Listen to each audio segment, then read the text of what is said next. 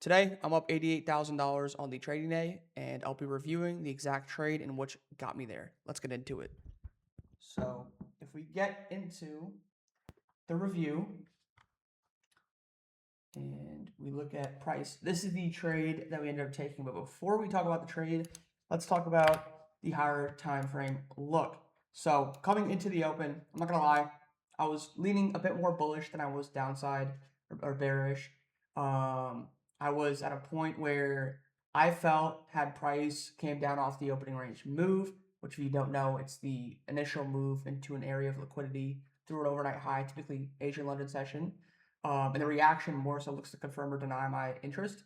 Initially, I was bullish because we had been stuck in a range for the past couple of weeks. We then finally saw price come back up and trade out of that range. So for me, I was liking the interest in seeing price ride up higher potentially, but we did not see that today. So essentially off higher time frame, one of the first things I was looking at was this hourly gap on NQ. We had an hourly gap fill here, and which also had a 4-hour gap fill right around here, which is a TP that we had in mind for our trade. But we ended up seeing price come down here, just completely destroy all bullish complements. And again, off the open, we see a very bearish opening range move here. Not only that, but we see some bearish S&P formed off the high through ES and NQ, right? ES comes up here at London highs, takes out Asia highs, whilst NQ, London highs do not take out Asia highs. So we see a S&P sequence, bearish S&P, and we also see price off the opening range move deliver bearish, right? We come down here, take out London lows through New York open, and see price only look to shoot lower. Once we had seen price come back down here, chat, and take this hourly gap fill, which we had marked out initially on NQ, my perspective on price was going to be lower. And that was going to be that 4-hour gap fill. So not only did we have an hourly gap fill, but being that we've seen price come down here, take the hourly gap, it still showcased downside interest. I then pointed to the 4-hour gap fill, which is a very displacive gap. That's how I marked it out, and am able to block out noise. It's because we mark out the gaps that are the most displacive and gaps that take liquidity. So you end up seeing that happen here. Then essentially scrolling down via lower time frame, once seeing the S&P bearish S&P off the highs, once seeing the opening range move trade bearish, once seeing higher time frame print and just completely disregard all bullish arrays. That tells you how bearish and directional price action is. So from there, all we simply did was we were patient and we simply waited for an opportunity in the market. The important thing here, as I discussed on live while taking this trade, was waiting for a retracement. The retracement will tell you the whole story. At this point in time, before taking the trade, we had NQ just filling its hourly gap. Then we had ES also tapping inside of its 4-hour gap here, right? So you're the 4-hour time frame on ES. You can see that there was a 4-hour gap here on ES. Now, some people could be like, Lanto, why the hell would you look to go short after seeing price dump into this 4-hour CE and react? Well, again, the retracement is the most important thing.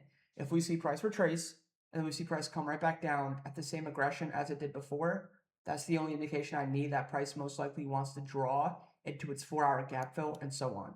That's kind of the perception I had here, right? Just because we had seen an initial low being put in here doesn't mean that us tapping a 4-hour CE overrides the entirety of price action here. As we've discussed time and time again, price action is number one. We get a gauge of price action, we get a gauge of bias, we get a gauge of draw off price action. So, and for price action.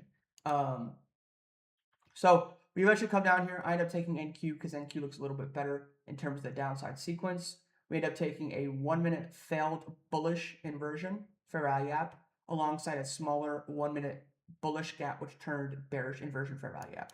We come down here. Confirmation here is at 10:09 a.m. Eastern Standard Time. And if I pull up the Discord and I show you guys via the Discord, I mentioned idea, boom. This was it initially. We then end up seeing the trade taken at, again, 11:09 a.m. That's my time PR-wise.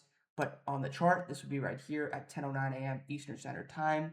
We take the trade beautifully. We then end up taking one of our 5 contracts off at the initial intended take profit, which is the 4-hour gap here. Then we shot for a 4-hour gap entry below. You see price eventually come back down here and essentially smash a beautiful sequence.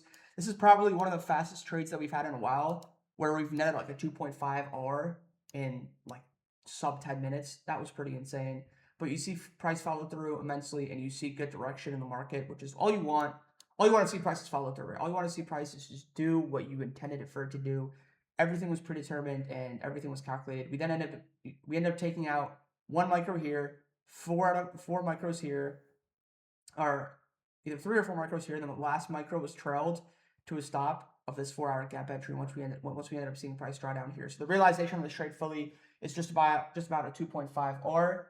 Now, if you look at the P&L aspect, just to kind of show you guys for transparency, just shy of $50,000 on my Tradecopia, which is the one I've been using to showcase my community and obviously Twitter and etc.